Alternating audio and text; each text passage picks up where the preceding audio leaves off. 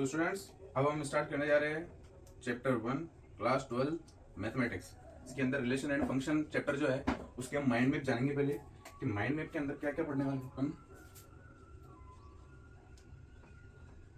भाई अपने पास कोई चीज पढ़ रहे हैं अपन तो अपने पास पूरा माइंड मैप तो होना चाहिए ना कि अपने को पढ़ना क्या क्या है, अपने को पढ़नी कौन सी चीजें हैं जो अपने लिए जरूरी है, सबसे ज्यादा जरूरी होती है वो चीजें अपने को जाननी जरूरी है कि भाई अपने को पढ़ना क्या क्या है। तो सबसे पहले इसके अंदर पढ़ेंगे हम क्लास 11 के लिए। ये क्लास 11 का है जो कि अपन जनरली बचपन की क्लासेस बोलते हैं जिन्हें। उसके अंदर फर्स्टली है रिलेशन,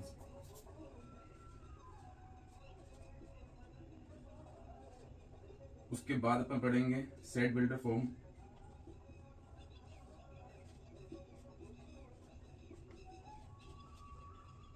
या रोस्टर फॉर्म,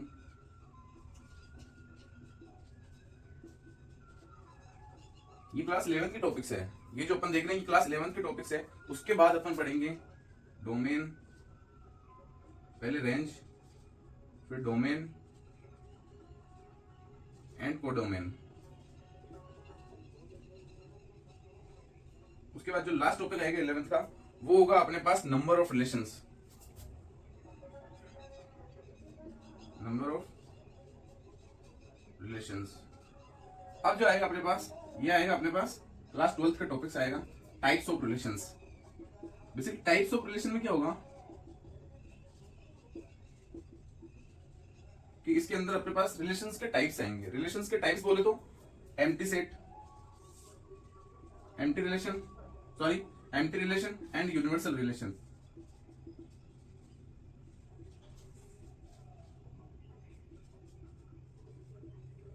एंड उसके बाद अपन पढ़ेंगे reflexive relation, symmetric relation and transitive relation.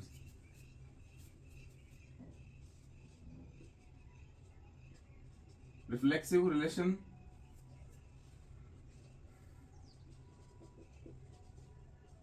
Symmetric और ट्रांजिटिव। एक सेकंड, ट्रांजिटिव। अब इन तीनों को जो मिला के बनता है वो होता है अपने पास equivalence relations.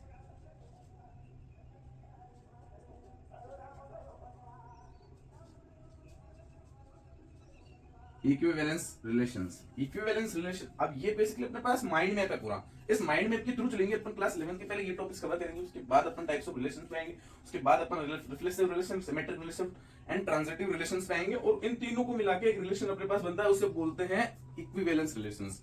So we can start this topic and now pause the video and note it down. So हम स्टार्ट करने जा रहे हैं रिलेशन एंड फंक्शंस। चैप्टर 1 में टॉपिक्स आएंगे अपने पास। फर्स्टली क्या आएगा, रिलेशन।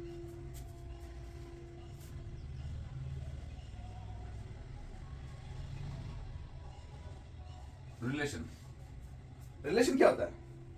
बेसिकली अगर अपन देसी भाषा में समझना चाहे इसको तो रिलेशन वो होता है जैसे अपना रिलेशन है। अपना रिलेशन किससे? मम्मी से।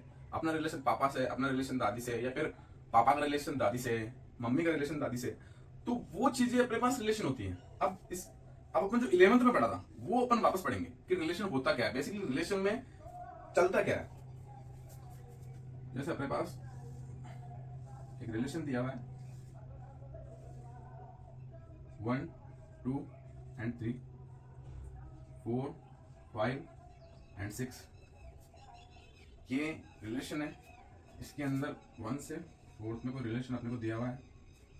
रिलेशन को डिनोट कैसे करेंगे?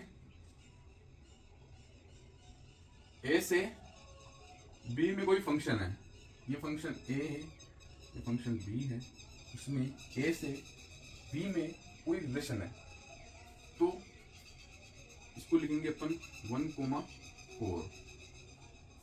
1,4। अब इसमें से जो ये एलिमेंट है फर्स्ट वाला ये ए से आता है और ये सेकंड वाला बी से आता है। इसको बेसिकली बोलते हैं ऑर्डर्ड पेयर।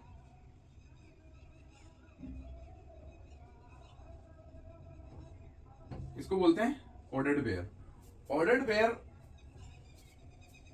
के अंदर फर्स्ट एलिमेंट जो है वो सेट ए से आता है और जो सेकंड एलिमेंट है वो सेट बी से आता है।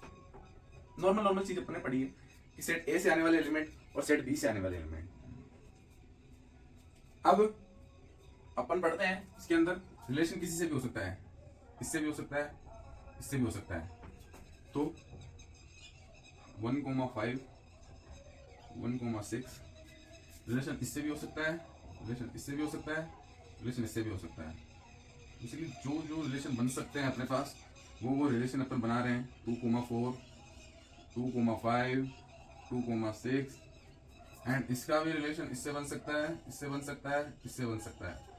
तो अपन 3,4 3,5 3,6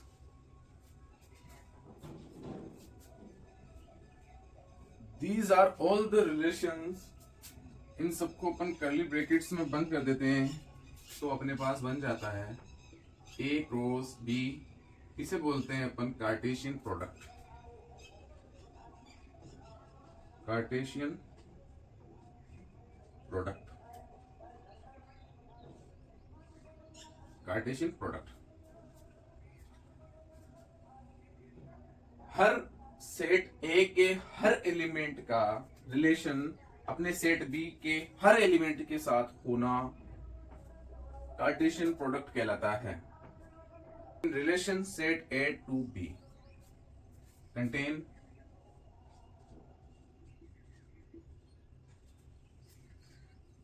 contain all possible ordered pair, all possible ordered pair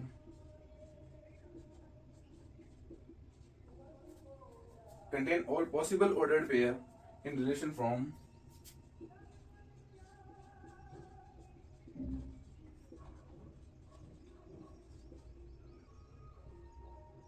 set A to B। सो अपन ने यहां तक की